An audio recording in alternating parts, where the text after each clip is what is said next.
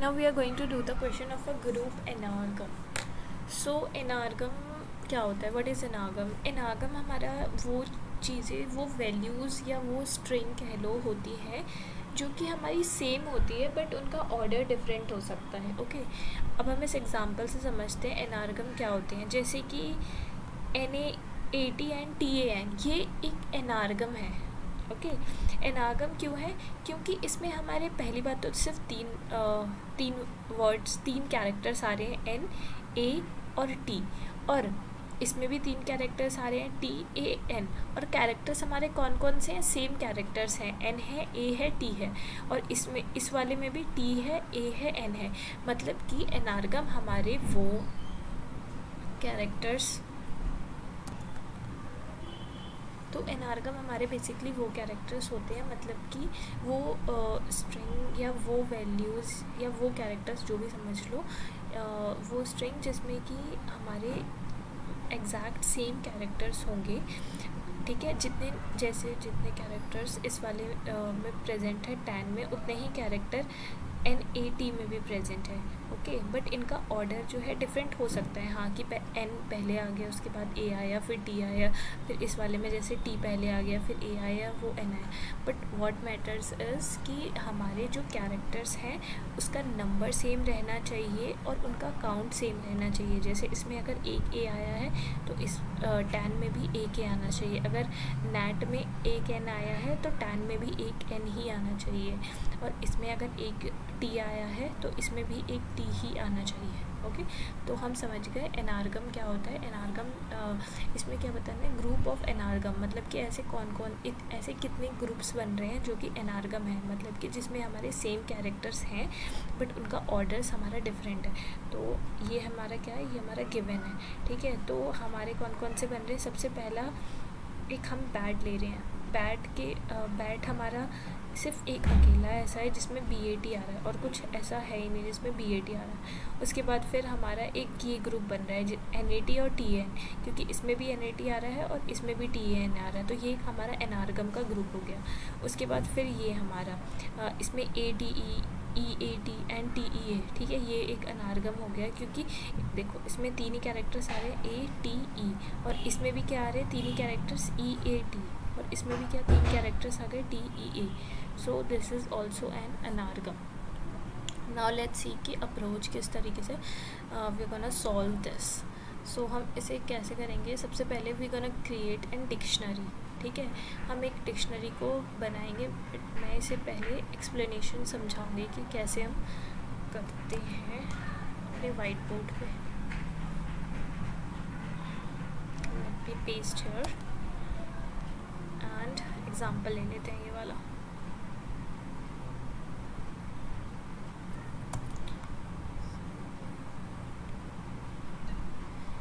Ctrl+V. ठीक है, अब हम सॉल्व करते हैं इसको. तो सबसे पहला स्टेप हमारा क्या होगा कि मैं इसे कॉपी हो गई, एक और बार कॉपी कर लेती हूँ यहाँ से इसको, ताकि एक्सप्लेनेशन में सही रहे, इजी से एक्सप्लेन कर पाऊँ मैं. Ctrl+E, सारी चीज़ें आ गई. ठीक है, तो अब हम क्या करेंगे? अब हम इसकी इंडेक्सिंग देते हैं. Where is pen? डेली भूल जाती हूँ पेन कहाँ होता है.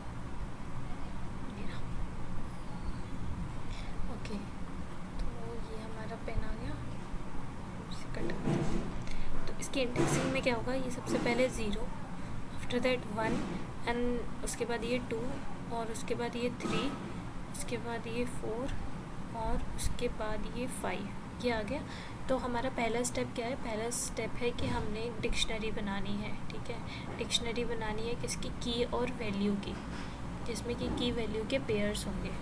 तो सबसे पहले हम क्या करेंगे? हम इस फॉर लूप पे जाएंगे. मतलब ये फॉर लूप जो है हमारा पूरा यहाँ से लेके यहाँ तक आइटरेट होगा हर एक वैल्यू के लिए. तो हम सबसे पहले क्या करेंगे? एक टेम्पररी वेरिएबल लेंगे, और अभी मैं T नाम दे रही हूँ. ठीक है, जब तक सॉल्व कर रही हूँ यहाँ पे. तो टेम्पररी वेरिएबल में हम क्या करेंगे? हम सॉर्टेड I कर देंगे. ठीक है, सॉर्टेड I का मतलब क्या हुआ? मैंने एक पहला कैरेक्टर लिया, मतलब कि ये वाला EAT, ठीक है, 0th इंडेक्स पे हमारा क्या है, 0th इंडेक्स पे we are having EANT।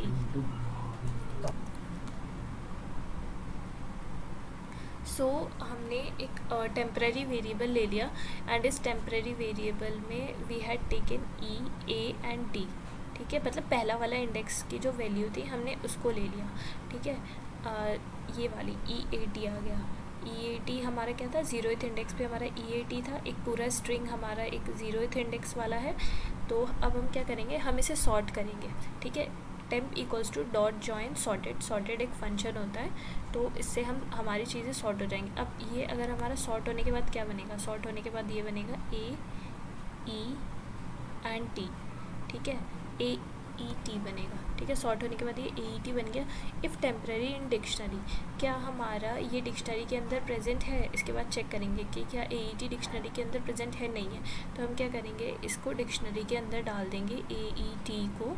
And after that what we are going to do, इसके साथ हम मैपिंग किसके कर देंगे, डॉट अपेंड आई, मतलब आई क्या है, आई हमारा ये है, ये आई है, तो आई पे हमारा क्या है, आई पे हमारा क्या है, 0th इंडेक्स वाला कैरेक्टर फर्स्ट, मतलब कि आई है, तो EAT, तो इसके साथ हमारे वैल्यू में क्या चले जाएगा, वैल्यू में हमारा EAT, तो हमारे इसमें EAT आ जाएगा, ठीक है, इसमें EAT आ जाएगा। तो हमने मैपिंग कर दी, की में हमारा क्या था AET और वैल्यू में हमारी क्या आ गई, वैल्यू में हमारी EAT आ गई। अब हम क्या करेंगे, अब हम नेक्स्ट कैरेक्टर की तरफ बढ़ेंगे। जब हम नेक्स्ट कैरेक्टर की तरफ बढ़ेंगे तो अब हमारा क्या होगा, टेम्परेरी में, ठीक है, आई क्या था, पहले 0 था, फिर उसके बाद आई बढ़ा होगा, फिर आई क्या होगा, आई हमारा 1 हुआ होगा। तो जब हमारा आई 1 हुआ होगा तो हम किस पे जाएंगे, अब हम T पे जाएंगे। तो अब हमारा क्या होगा, टेम्परेरी के अंदर ये क्या होता है, बेसिकली रिप्लेस हो जाता है। अब ये EAT हट के क्या हो जाएगा, अब ये आ गया होगा हमारा TEA, ठीक है। तो टेम्परेरी के अंदर अब हमारा जो है हमारा TEA, ओके। तो टेम्परेरी के अंदर हमारा TEA हुआ होगा, फिर हमने TEA को सॉर्ट किया होगा, और जब हम TEA को सॉर्ट करेंगे तो क्या होगा, TEA को भी सॉर्ट करके हमें क्या मिलेगा, यही मिलेगा, ATE ही मिलेगा। तो हम क्या करेंगे, अब ये चेक करेगा कि क्या इफ़ टेम्प इन डिक्शनरी की सॉर्ट करने के बाद हमें क्या मिला होगा, सॉर्ट करने के बाद AET मिला होगा, तो क्या ये हमारे डिक्शनरी में है, हाँ हमारा AET डिक्शनरी में है। तो अगर ये डिक्शनरी में ऑलरेडी प्रेजेंट है तो इसके साथ क्या तुम क्या कर दो, अपेंड कर दो अपने आई वाले, क्या आई वाले स्ट्रिंग को। तो आई में हमारी कौन सी स्ट्रिंग है, आई में हमारी TEA है, तो हम क्या करेंगे, TEA को अपना इसके बाद अपेंड कर देंगे, ठीक है। अब हम क्या करेंगे, अब फिर आई बढ़ा होगा, अब आई क्या होगा, 2 हुआ होगा, अब आई इधर जाएगा, ठीक है। अब जब आई इधर गया तो अब हमारे टेम्परेरी वेरिएबल में क्या आ जाएगा, अब हमारे टेम्परेरी वेरिएबल में आ जाएगा TAN, ठीक है, TAN आ गया हमारे टेम्परेरी वेरिएबल में। After that what we are gonna do, we are gonna sort it, ठीक है, ये वाला फंक्शन लगेगा सॉर्ट वाला। तो हम अब इसको सॉर्ट करेंगे तो कितना हो जाएगा, इसको सॉर्ट करने के बाद ये बनेगा हमारा ANT, ठीक है। पहले T आता है या N आता है पता नहीं, A शायद N ही आता होगा, ठीक है। तो ANT, ठीक है, तो ANT बनेगा। तो अब हमारा क्या होगा, ANT के कॉरेस्पॉन्डिंग हमारा क्या चलेगा, की में तो ANT चले जाएगा, और इसके कॉरेस्पॉन्डिंग हमें अपेंड क्या करना है, आई को अपेंड करना है, और आई में हमारा क्या है, टैन है। तो अब हम इसके कॉरेस्पॉन्डिंग टैन को अपेंड कर देंगे, ठीक है।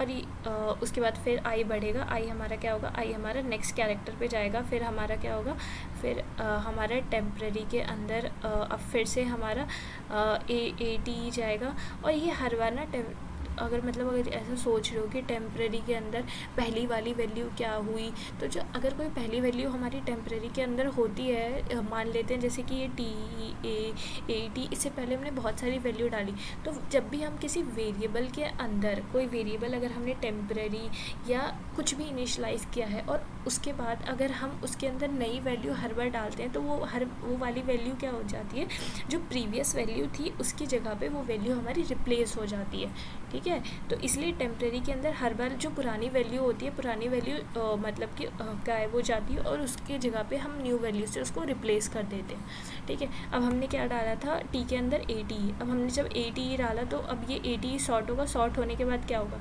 सॉर्ट होने के बाद ये बनेगा हमारा AET, ठीक है, AET। तो हम देख इसके बाद ये इफ़ कंडीशन चेक करेगा कि क्या ये हमारे मैप में प्रेजेंट है। हाँ, AET तो हमारा मैप के अंदर ऑलरेडी प्रेजेंट है। AET मैप के अंदर प्रेजेंट है तो उसकी जगह क्या है, अपेंड कर दो अपना जो ith वाला स्ट्रिंग है वो। तो उसकी जगह हम क्या अपेंड कर देंगे यहाँ पे जाके ATE, ठीक है, ATE, ओके। अब उसके बाद फिर I बढ़ के इधर गया होगा, I इधर आया होगा, उसके बाद फिर ये NAT पे आया। तो अब टेम्प्रेरी वेरिएबल में फिर से अब टेम्प में क्या आ जाएगा, अब टेम्प पे हमारा NAT आ जाएगा, okay. Temp is equals to NAT, ठीक है। अब हमारा टेम्प के अंदर क्या हुआ, टेम्प के अंदर हमारा NAT आ गया। अब जब टेम्प के अंदर हमारा NAT, कितना घटिया लग रहा है, लेट मी इरेज इट, चलो उसे इरेज कर देते हैं। इसके बाद टेम्प के अंदर हमारा क्या आता है, NAT, ठीक है। टेम्प के अंदर हमारा NAT आया। अब ये क्या होगा, अब ये चीज़ हमारी सॉर्ट हो जाएगी, ठीक है। अब ये सॉर्ट होने के बाद क्या होगा, सॉर्ट होने के बाद हमारा इस तरीके से हो जाएगा ANT, ठीक है, ANT हो जाएगा सॉर्ट होने के बाद। तो फिर हम देखेंगे कि क्या हमारी ANT मैप के अंदर एग्जिस्ट कर रही है। यस, मैप के अंदर ANT एग्जिस्ट कर रही है। तो हम क्या करेंगे, इसकी जगह पे ith जो स्ट्रिंग है, जैसे कि जो कि है हमारी NAT, इसको पुश कर देंगे, ठीक है। तो हमने NAT को अपना पुश कर दिया इसकी जगह पे, ठीक है। एंड आफ्टर दैट क्या होगा, फिर I बढ़ेगा, I हमारा इस पे जाएगा 5th वाले इंडेक्स पे। तो अब हमारे टेम्प के अंदर क्या आ जाएगा, अब हमारे टेम्प के अंदर आएगा BAT, ठीक है। अब टेम्प के अंदर आएगा हमारा BAT, ठीक है। टेम्प के अंदर हमारा BAT आया। इसके बाद फिर ये सॉर्ट होगा, तो सॉर्ट होके क्या बनेगा, A B and T, ठीक है, ABT बनेगा।